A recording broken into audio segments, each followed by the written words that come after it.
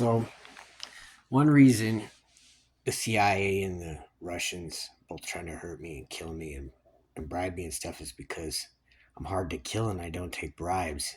I'm gonna have to remind you guys one more time that most of your infrastructure is corrupt. So the people that are on the gravy train and riding along with these guys are greased for it, or so to say, that they peep the people that do what they want them to. It's a little dry that way, don't you think? So the guys that hit me last time know what martial arts I studied. I know by the way that they injured me. So like one of the things that they know to do in their military gang is with me is to try and break my thumbs. All right. So their belief and understanding about my self-defense capacity being that I'm less likely to be able to defend myself if I have my thumbs. I'm also less likely to be able to work too. And they tried to put it in on me, and I took about a week off.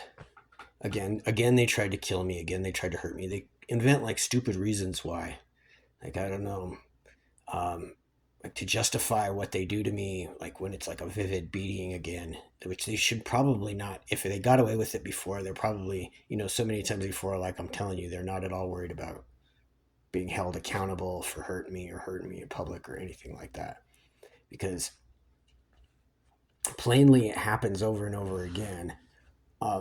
Once these guys figure out that there's someone that they can hurt and get away with hurting, that's who they'll hurt because they just like to hurt people. A lot of them. A lot of them. All right. Now I can beat them. Like the only time they were able to reach out and touch me is after, once again, a shot of Jaeger and a few beers, right? And I was sitting around trying to sing karaoke because, I like to sing a song. I like those, like I like the ones that catch the old Irish melodies and stuff like that. Sings to my very soul. So yeah, when they hit me, it was the same night the war broke out too. That's how I know it's them.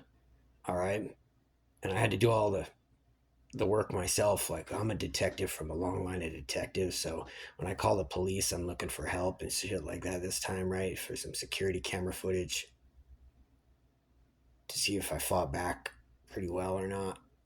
Because it seems like some of the injuries say I fought back. You never know. So anyway, they were pretty good about it. Like they whoever got me like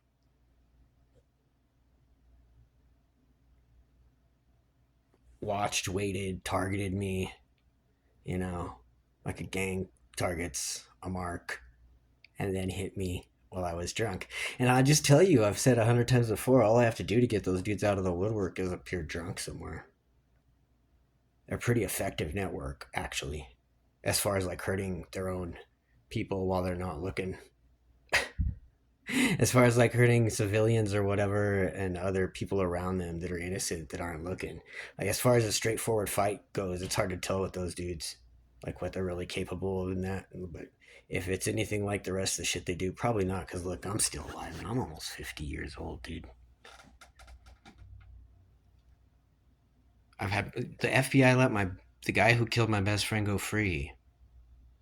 Jeremy Alex Popoff. That's like some people like other men like might understand that's a good place to start the story instead of in my childhood where it does start where it goes, and it goes back before I was born too, because of course it's like meeting at Potsdam. The lines are drawn for the balance of power between the East and the West. um, Kind of kicks things off. There's all kinds of other things going on besides just what it is with me. It's also the war. See, based on a little research in the public, an insinuation and a hunch, I reveal here in Colorado, not only do we have Supermax federal prison where we execute this nation's enemies, but we also had the 3 Mile nuclear facility. which on its face developed nuclear triggers for ballistic missiles, but underneath the surface was hiding something far more insidious and illegal. It was making depleted uranium munitions. Those are the same munitions that were used to destroy Fallujah, which was a war crime in itself committed under a false pretext. Now,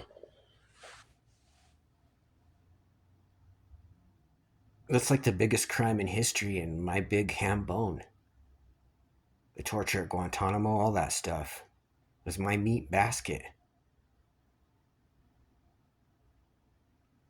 Because I come from a long time of fucking crime fighters. And like, just that your police are corrupt is one thing, but that your police and criminals are so interlaced that the other criminals get away with like invading from another state.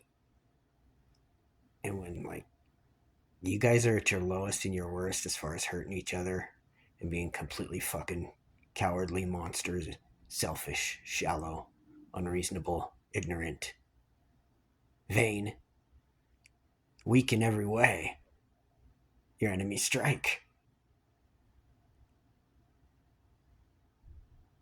It's plain. I was trying to tell you a long time ago. Look, you guys are making huge mistakes here. Not only you're pissing people off, but you're looking like you're too stupid to fucking defend yourselves for it. Is that plain enough? I've been rounds with you cowards. Rounds and rounds and rounds. And you know, I don't know any better than to look for a close because we have closure and resolve. And you know who we are.